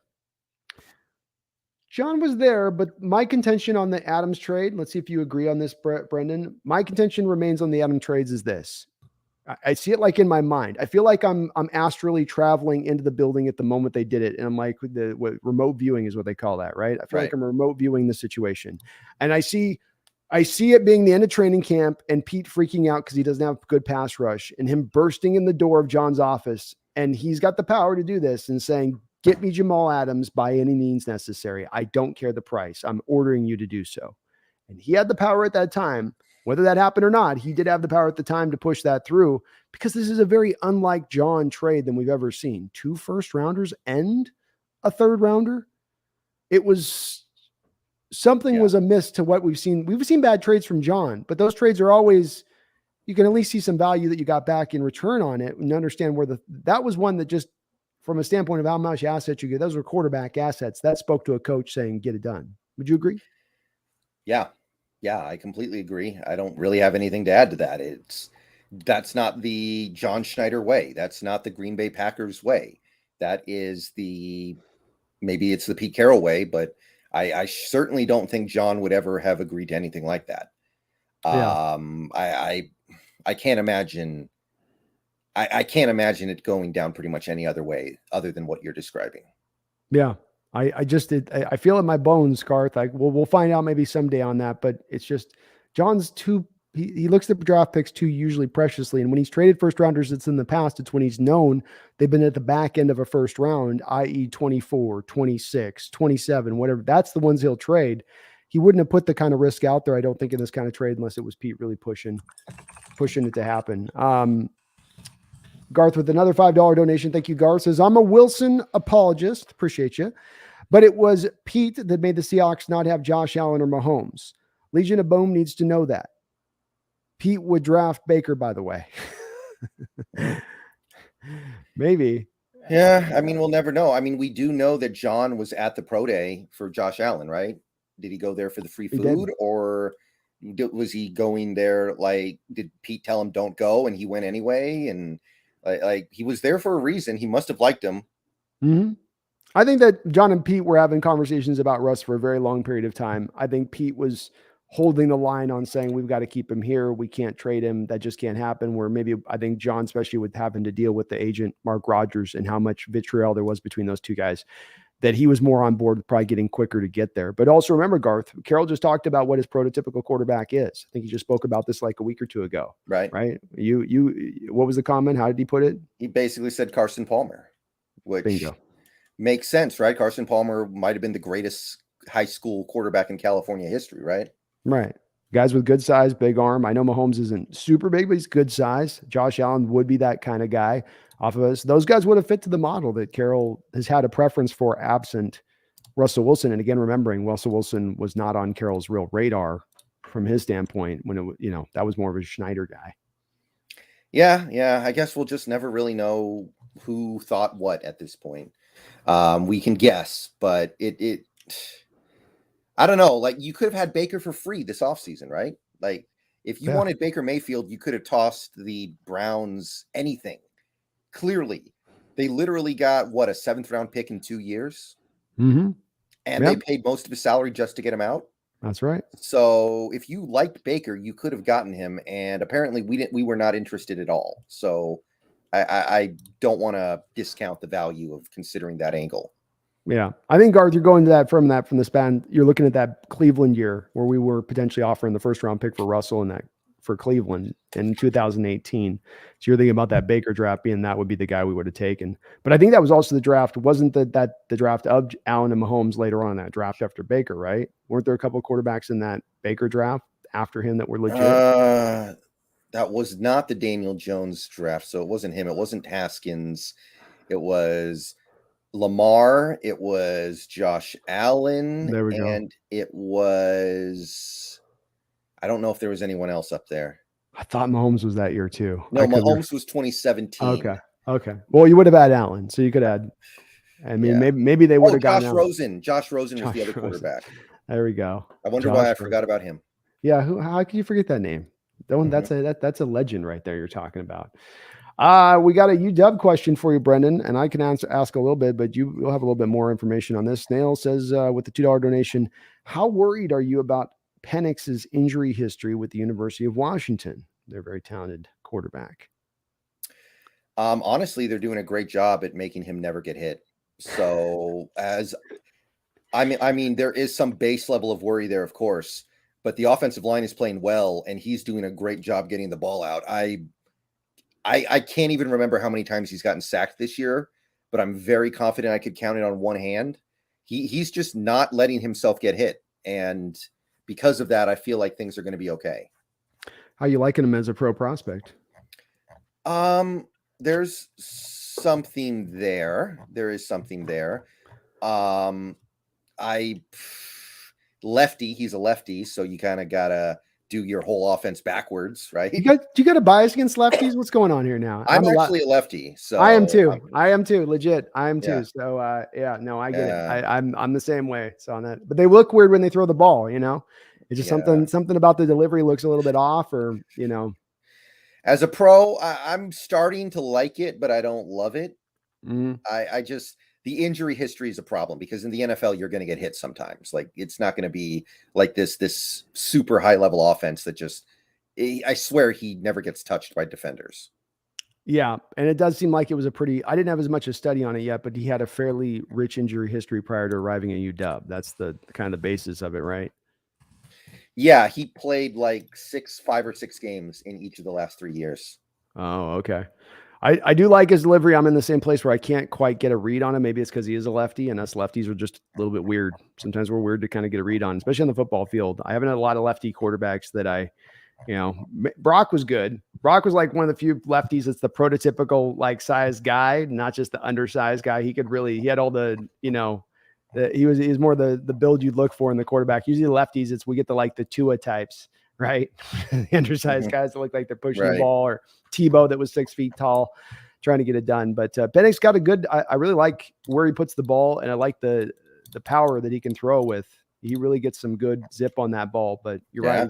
He's running that college spread stuff, man, that makes it very hard to evaluate those quarterbacks. Because as Brendon said, you don't get to run that at the pro level. So how do I evaluate that to what he's going to be doing, which is going to be much different at the next level? And that's why it's taking me a little bit longer to figure out. Where do you put him as do you have an early spot you'd put him as? Is he kind of a fringe 5th, 6th, 7th round guy? I have him on my top 10 prospect list, but I'm thinking more like 4th rounder right now. We've got a lot of games left. He'll have plenty of opportunities to prove himself. Yeah, it's still maybe a little bit more determined. Though the Huskies have a pretty nice schedule set up in front of them, right? They do. They play Oregon, and everyone else is, I think, unranked. So maybe this is the returner UW this year. How about that? Wouldn't that be nice? Sam the Great with the $5 donation. Thank you, Sam. I'm getting 2011 vibes this season. Think we will strike big in the 2023 NFL draft by getting Anderson first. Fill up all other needs after.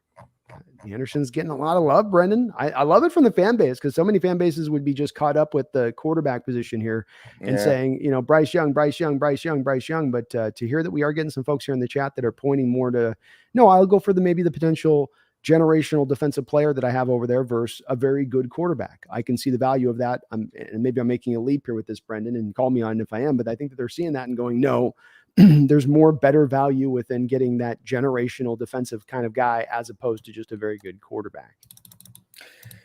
Yeah, I will say though, you better be ready to be really, really, really, really bad if you want Will Anderson, because I do believe he will go number 1 overall. So you may need that meme season where you beat Denver week 1 and then you lose every other game. You may actually need the meme to become a reality.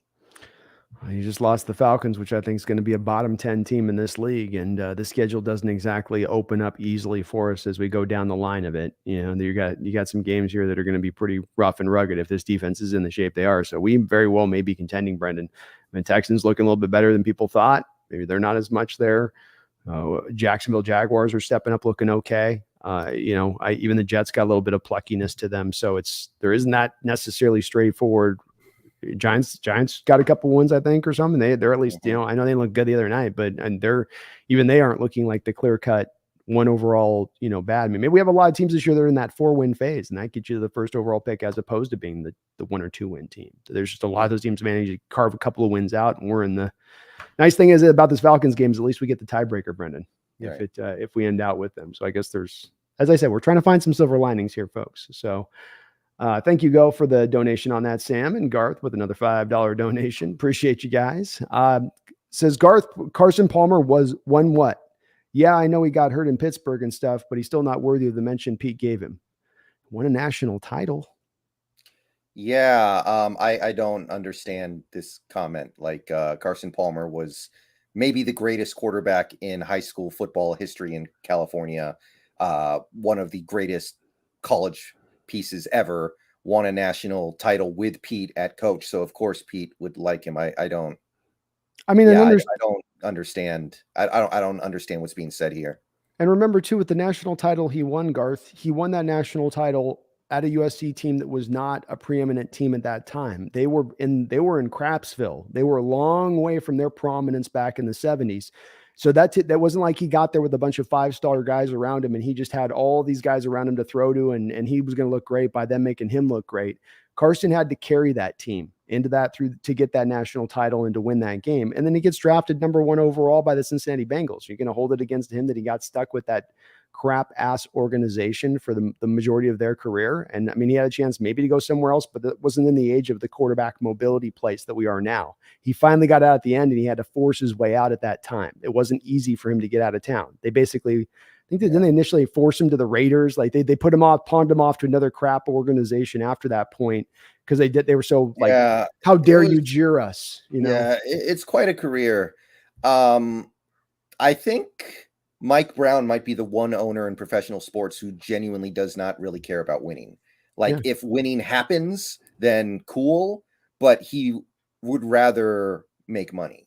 One of the least committed owners to winning. Yes. Yeah.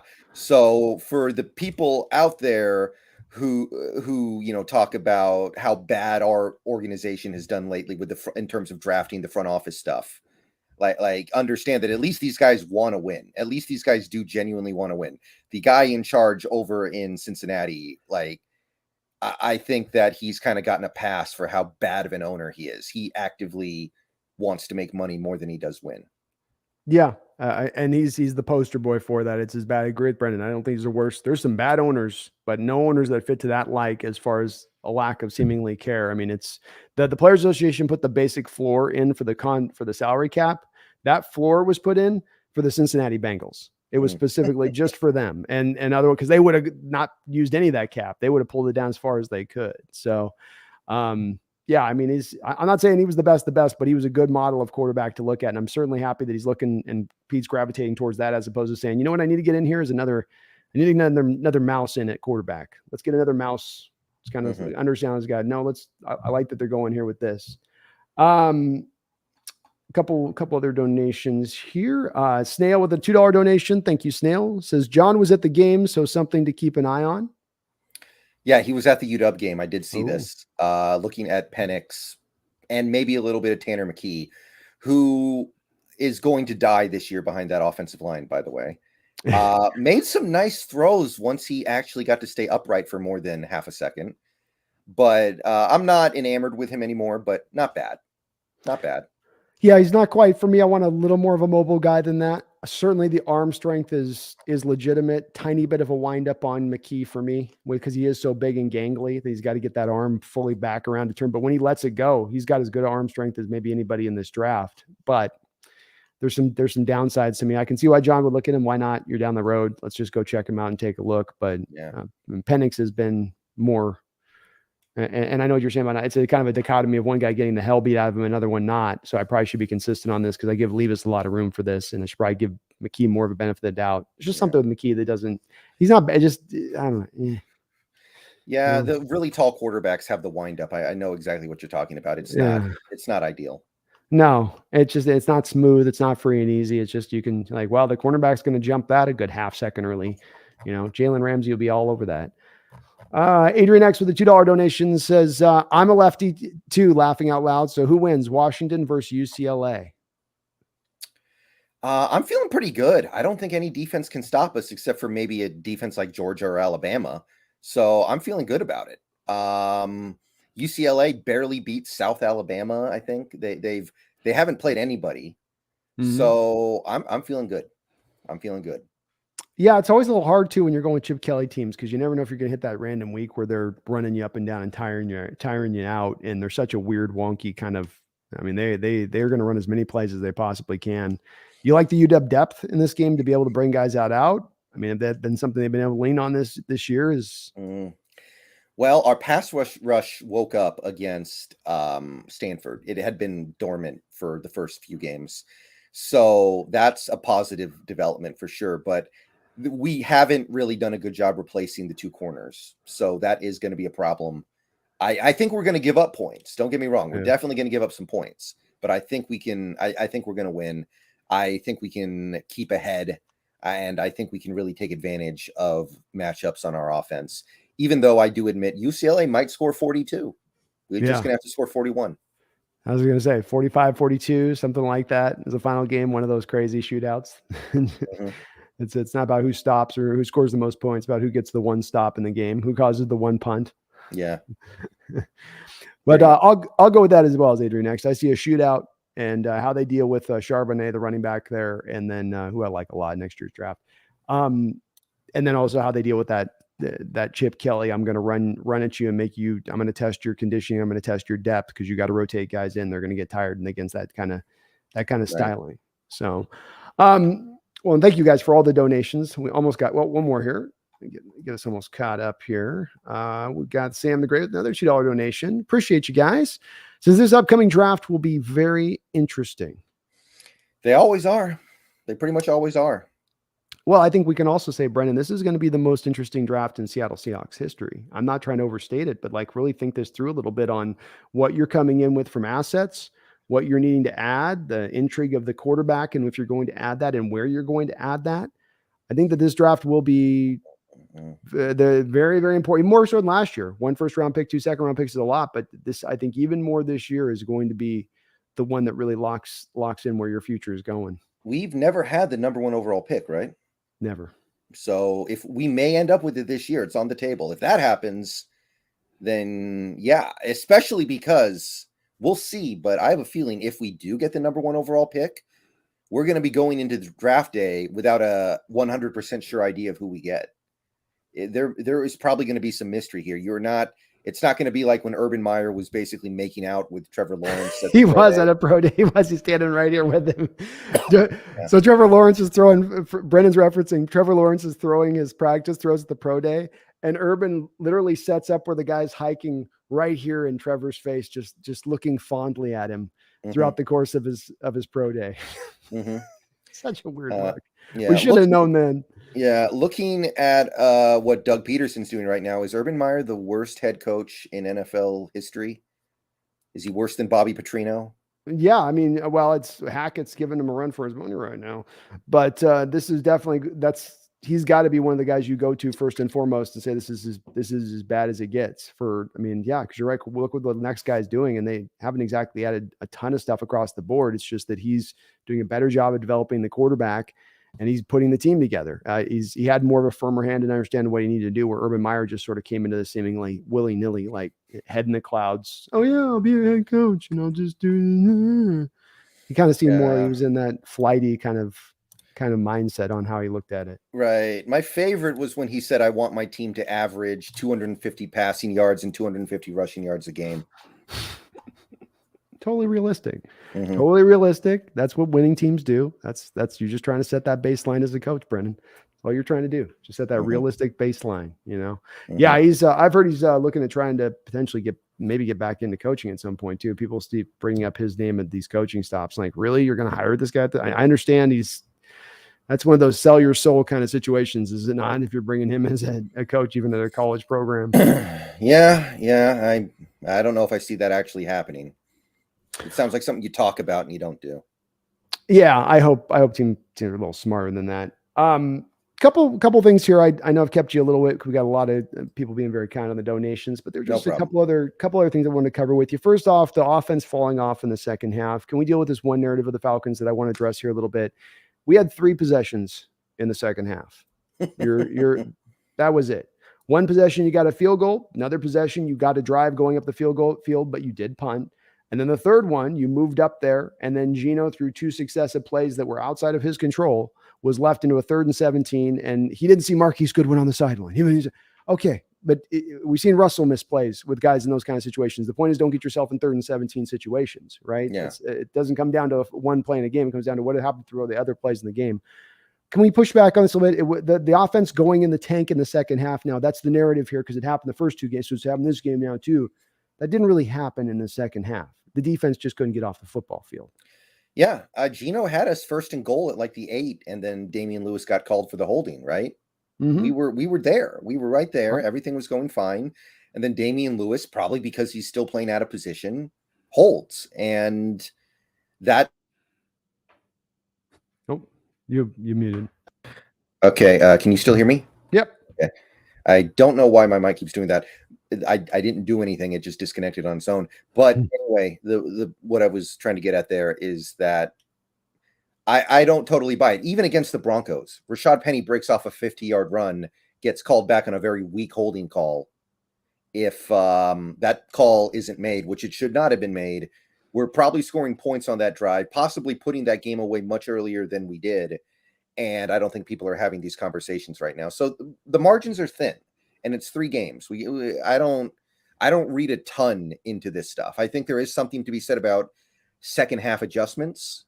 Sure. But I think we're also looking at a very limited sample size here, and we're trying to read meaning too much into a couple of sample points. Yeah. Agreed. And something to back in on your point on that, because 2 of those situations you described were official based.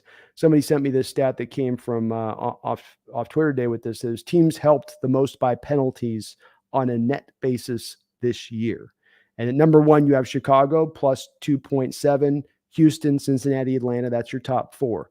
Your bottom teams at 30 is San Francisco with a negative 2.6, and Seattle is at a negative 30 at 31. So only Dallas is basically getting less calls than us at this point in time from the officials, is how that boils down and breaks down. So that's also a little bit on the back of this. That's one thing we don't have to harp on it too much, but that was not the situation in the second half, is that somehow the offense wasn't, they just fell off. They couldn't move the ball at all. They couldn't do anything. That's again, trying to fit a little bit more into a predisposed narrative, I feel like.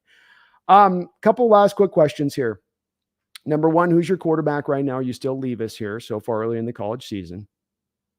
If you have any quarterback you can pick at this draft. Yeah. I'll say CJ Stroud and Hendon Hooker are making a push, but I'm still Levis. Levis had a good game. Levis actually played really well against a bad opponent, I know, but Levis has played well this year. That's still the guy. Just some of the throws he makes are just off the wall insane. It is. And I'm the same way. I do like what there's a part of me that's starting to get a little bit enticed by the Hooker option. That sounded bad. But by Hendon, where he's going to be that 26-year-old. He's like a year older than Levis. So you maybe theoretically get this guy that's actually a talent that should be a 1st-round talent that does fall into a 3rd round because he's being knocked for being that little bit of the older player. But then you're able to go a little deeper in the draft to get your guy that's still really, really talented and really, really good and gives you the components of play that we're looking for on this team. So there's a little bit of that I'm starting to grow is starting to grow on me. Yeah. What let's give us a little more sunshine to this situation, Brendan. What are we able to build on so far this year through the first 3 games of this season? What is it that you're looking for right now? You go, I got this to move into the future, not this year, but being able to move beyond.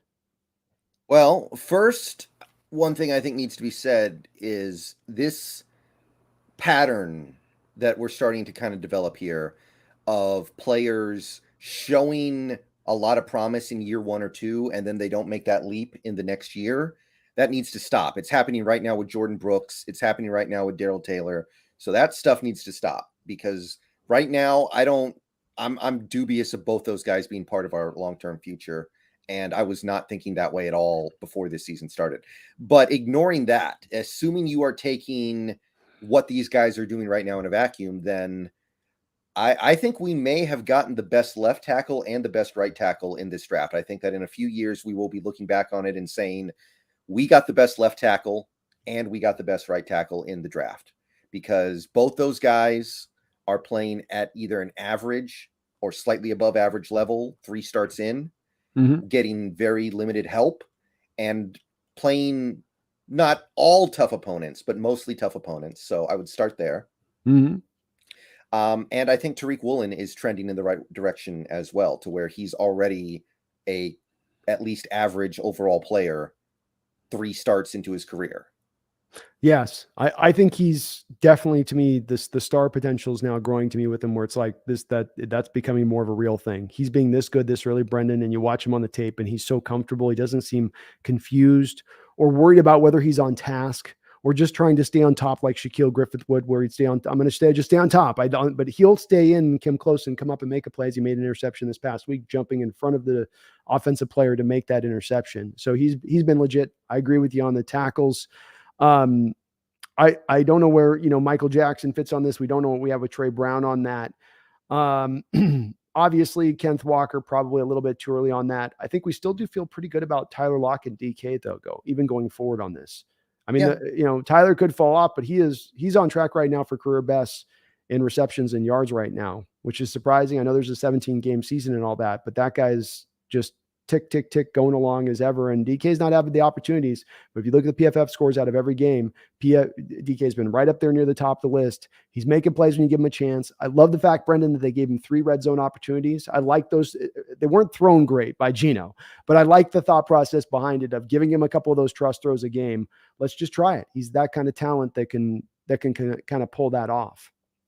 Anything else you're kind of seeing? Michael Dixon is still good. That's, our punter is indeed still at least pretty good. What about Boye Mafe? Yeah, it's too small of a sample size for me to read much of anything into it, but so far better than I would have expected. And how about that, by the way? You had Woolen, the highest rated PFF guy for our defense this week. Mafe, your highest rated guy in week 2. Yeah, it's a low bar to clear though, those 2 games. Well, that's true. I'll give you that. What else? I to be clear, I'm not giving up on Brooks or Taylor, but right now I have doubts that I did not have a few months ago. That's what I'm saying. Yeah. Nwosu is actually better than I thought he would be through 3 games. I'll say that. I don't know if he's a long-term because he's a veteran, but I would go with that. Yeah. I get the Chris Clemens. He's not playing but I get sort of a Chris Clemens thing that you get from him, where you're not getting a star guy, but you get a guy that's a good overall player, really smart, really aware of what's going on out there. He's going to play really hard for you. And he's going to get his production throughout the course of playing like that, as opposed to being real, just a twitchy guy that just really pops off like you get with Taylor, where it's like, whoa, when you see him do it, like he did on the sack this last week. And you're like, wow, 2 ghost moves and he gets the strip sack. You're, okay, that's what he can do when he really turns the light on. But that would be probably, you're right, as you go to Dixon. That's just about all you have as far as a firm hold here on this team as it goes, because everything else does remain a little bit of a question mark. But those are some good things you can build upon. 2 tackles, Brendan. If you have 2 of the best tackles out of a draft, that's a hell of a thing to build upon going into the future, especially with them on rookie deals here. Especially if you're going to bring your quarterback in. That's, hey, new rookie quarterback. Yeah. You have 2 of the better tackles in the sport to begin things. DK and Tyler on the outside. Go. Let's give Will Disley some props here. Will Disley is earning that contract right now. He's playing pretty well, yeah. He's earning it. I mean, he's not. Yeah. I'm not saying he's giving you a start, but when you're throwing the ball, he's catching it. He's blocking all the way around from run blocking to pass protection. I think we've got to give Will some props here as far as him being really solid here out the gate for us too. So big props to Will. He's probably going to be part of this plan going forward as well. Well, I've kept you an hour and a half, so I've got just one more question I want to get into you with on this. And this is, I think, maybe the most important question of this podcast and what I've been kind of building up to. Let me catch up on, make sure I'm caught up here. Yeah, one more here from Garth Knight. So, and I got my question for you. Garth Knight, the $5 donation says, lefties. This is all for fun, but Penix Jr. is also a lefty. And when I looked him up on the web, he's like 6'3". Is he at least a draft pick or an undrafted rookie free agent? Thank you for the donation. All the donations, Garth. Yeah, I think he's a draft pick at this point. I think he's good enough to where he gets drafted. I think he is as well, Garth. I think Brendon, where the 4th round pick is, that might actually be a pretty all right spot. The thing that might end up pushing him down is just the depth of this draft, not the fact that he shouldn't be picked at a higher spot, but maybe because there are going to be so many guys picked through those first 3 rounds, he just ends up falling because of that. But and the arm talent is there with the kid. There's no doubt on that. By the way, don't be surprised if he doesn't come out in this draft for that reason. Ooh. He is a junior. He can stay back. Okay. I would if I was him, wouldn't you? 100%. 100%. Because you quite the injury concerns if you go through another year without hitting, and you're not going to take any more hits if they keep this offense where it's at. So he would have the Pac-10 is only going to get it. I call it the Pac-10 because it's going to become the Pac-10 is only going to get easier here as we go forward. Right. So right. I would I would as well. That would be a smart way to go. Garth with another donation. Thank you, Garth, for the $5 donation. Says Ty Lockett looks needs to be traded with Will Disley to Denver for Patrick Surtain II and a hooker option, as Brandon refers. I mean, I would certainly do that trade. I would. I mean, Surtain's nice. He's playing really well so far this year, but I think Denver hangs up on that one. Yeah, I think that Surtain gets his bag after this year. They look at him as an elemental. I mean, he looks like the best player on that defense to my eyes, but that'd be hard to trade. He get paid until 2024. I'm pretty sure he was drafted. This is his 2nd year. Is it his 2nd year? Oh, you're right. He was the same draft as Micah Parsons. Right. No, you're right. Mm-hmm. Okay. I'm thinking of Diggs the year before. So I'm off on that one bit. But yeah, that's they're willing to do it. I would jump on that type of trade. I like both those guys, but Surtain is a difference maker, and him and Woolen on the outside. Look out, man. Mm-hmm. Snail with the $2 donation says Harbaugh 2024. I can't remember. You're kind of anti Harbaugh, I think. That's right. Yeah. I mean, look, it was a long time ago, but I think he inherited a lot of really good stuff from Singletary's building, and he did a good job working with it, but I don't know if he can develop a team the way that we're going to need. I mean, maybe by that point, but I don't know. I think we can do a little bit better than that, personally. My thing I like with Harbaugh, Brendon, and it's not just, I do have some questions with you on, is he going to get to develop, or do you want to have a team in place when you bring him in, which we may have kind of the elements of that in place when he does come in. I do come back to on the next coach we potentially look for and saying, and I'm a big guy on this. What if historically we know about our team and what we've gone and what's our track and how we've gone about it? And the 2 biggest, best swings you've taken have been Holmgren and Carroll by far of any of the coaches that you've hired here throughout your time. So why not go down that same track for the next coach you look? Find more, rather than the diamond in the rough or the up and coming McVay type out there that you're trying to find. Go find the established guy. Go find the guy that's done it and got it done, and you know what you're getting. And there's not know what you're getting in that he's going to be successful 100%, but know what you're getting in that I'm not going to have to worry about him ironing out the kinks of learning how to coach on the line like a Hackett, or some silly stupid stuff that other coaches that are a little more green don't have. He was kind of an NFL failure before he came here. I know he had success in college, but he did not do well his first NFL stint when you brought him in. No, it's true.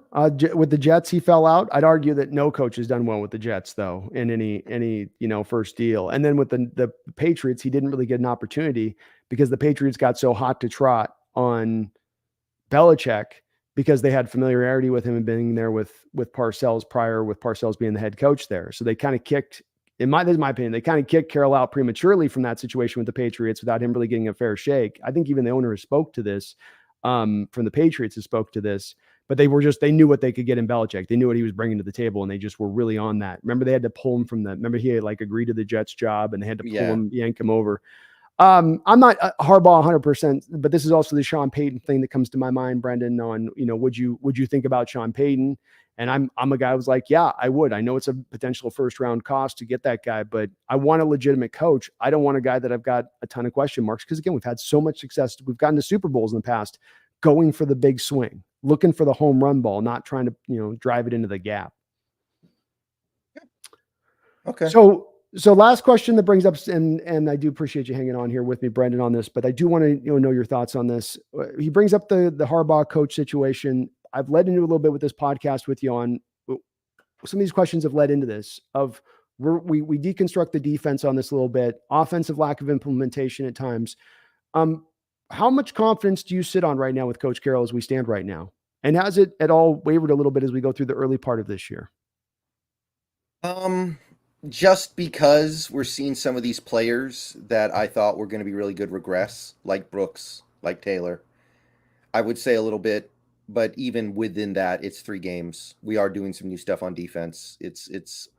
There are some understandable reasons why this is happening, but it's not like I ever had any super high amount of faith in him. I've been wondering about him for years now. But my position hasn't radically changed from where it was in the offseason. I honestly, I liked the thing he said the other day about playing Woolen and Jackson because he doesn't want to break their rhythm. And to me, even though he wouldn't say it, it is kind of him going, well, this season's not going to be great anyway, so let's just play the young guys, let them learn. And if this year is bad, okay, they'll have experience going into next year. I had a bit of an appreciation for that. So, my position has not changed, really. If it continued on through the year, would you still be in the same boat? At a certain point, I mean, if we lose every game, if we go 1-16, then of course I'll be like, okay, no team in the NFL should ever be that bad. Like there's too much parity. Well, let's not go extreme. Let's say we go 4-13, but you are 30th in defense at the end of the year. And as our defense right now our defense doesn't stop the run, which is something we've been able to say at least they did that in the past when they were bad. You don't stop the run. You don't stop the pass deep. You don't stop the pass short. You don't cause turnovers, and you don't get consistent pressure. So if we end up 30, 31, 32 at that point, and you go through a full course of a season at that point, are you going to not be up on your channel at that point saying the right point and the right quotient of going at from this standpoint is to say Coach Carroll needs to go? Not merely that, like you're saying, I'm sort of curiously turning over the concept, but in actuality saying, no, this is something that needs to drive down to actually occur if you have to see it for a full season. Yeah, I wouldn't have a lot of confidence that it would happen, but at that point, of course, I would be like, okay, what do you do here? What are you here for? If this defense can't do anything well, if it's legitimately one of the worst in the league, with a decent number of assets you put into it, where we've got, a $40 million safety. I know the $70 million safety didn't play really this year, but you've got the $40 million one. You've got first round picks. You've got second round picks. You spent money on this defensive line. Yeah. Even Cody Barton, by the way, 3rd round pick, top 100 pick. I know he's bad. I know we all know he's bad, but that's kind of besides the point. Yeah. You spent a 3rd round pick on him. That's right. So at that point, yeah, I would, but I would just not have a lot of confidence that it would get done. Yeah. And I'm going to be in the same boat. I'm going to try to have patience with this. Like you're showing a very nice Zen approach to this, Brendan, and saying, okay, and I've got to probably employ a little bit more of that myself on this. I'm just after a couple of years of seeing some of this stuff unfold again and again and again. I go, okay, I'm tired of seeing this where it's just you are non-functional. I'm not expecting great defense, but non-functional defense with a defensive-minded head coach is a little bit silly as you go year on and year out. And you mentioned a couple of guys that are in that year that you put high picks to. It says nothing of the guys like Marquise Blair that you put a high 2nd round pick on, or an LJ Collier who can't even get out on the football field right now and still for some reason remains on this roster. Those are also, you go, okay, that too as well. So much has been sunk into the defense to not get the returns. And that's why I had us at the top concentrate on the deconstruction of, is it the young guys first and foremost? And if not, is it just them ramping up on the scheme? Because that's the part of coming. Once you peel back those layers, I think you get to, well, if it's not those, then it's kind of my quotient. I'll be patient though. I'm not coming any fine. Like you said, sample size, 3 games, 17 game season. We're through what, 8% of the year. So we just need we'll give it some more time on this. Yeah. Yeah. It's just the thing that gave me pause was him saying, like, this is what we work on in practice and it's not happening the way we want it to in games. It's like, okay, then maybe you're teaching it wrong. Maybe they're not paying attention. I don't know. But yeah, I agree. Yeah. It's not a good, I think he said something similar last year too, or right around the Rams game. And you go, okay, keep that one to yourself. Just keep that one inside, because that's going to add fuel to the fire on, the competency aspect of it. Not fully there, not trying to hate on him. I just think it's the big question for me, Brendon, this year that we walk away from is, are we in firm hands? Is the right guy to guide us through on this? We got into this mess a little bit. Now, the same guy that got us into this mess, we are trusting to get us out of this mess. And I understand he got us Super Bowls in the past, but that first statement is absolutely the truth of the situation here. And so we are hoping and trusting that he can do that. And I have some faith, but that faith gets shaken when, again, just stop the run at least. Okay. Don't get turnovers. Don't get sacks. Don't get, okay, fine. Give up passing yards every which way but loose. At least just stop something or have something that you do well defensively. I can go, well, at least he does, that. At least we got that. That's why I say, Brendon, too, like, bring the house at this point. If you're playing soft defenses, you're still giving up the deep plays over the top. That's the big thing you're losing, right? By bringing the house, we'll get beat over the top. We'll get beat over the top. Well, you're getting beat over the top anyway. What's the difference? Yeah. What's the difference? Very good point. Yeah.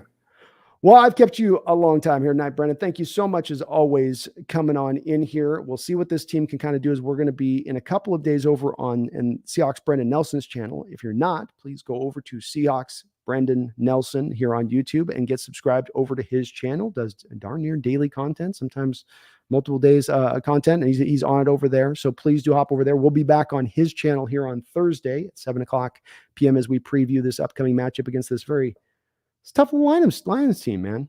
They got a little bit of fight to them. They're down a couple guys. Yeah, I think they got there. I didn't think they were going to be there yet, but they're there. I didn't either. I was not a guy that I like Dan Campbell. I don't know if I believed in Dan Campbell, but he's making it happen over there. You got to appreciate that guy, and he's so passionate that you cannot love that passion with a guy like that. That's just all in as he seems to be in the process. So thank you, my man, for, as always, though, coming on over here and hanging out and talking some shop with me. And I appreciate you doing it. Yeah. Appreciate you having me on, and we'll do this again. Awesome. Well, thank you to all the folks out there as well, that we had so many donations tonight. Thank you to all of you guys for that. Really well appreciated on my side of it here. You guys are awesome as always in your support of the channel. Also as well, please do hit that like button and get subscribed if you're not already subscribed. I really do appreciate it. Brendon, you're on the road to 10,000. I'm trying to get on that road to 10,000. You're getting kind of close, aren't you? You're starting. Yeah, we'll probably get there sometime next month. He's got in the sidelines there. So we're all on that kind of run right now, but appreciate you guys for doing so on that. Thank you for watching. Thank you for all the support. Beyond all that, though, please never, never, ever, ever, ever forget. Go Hawks. Go Hawks.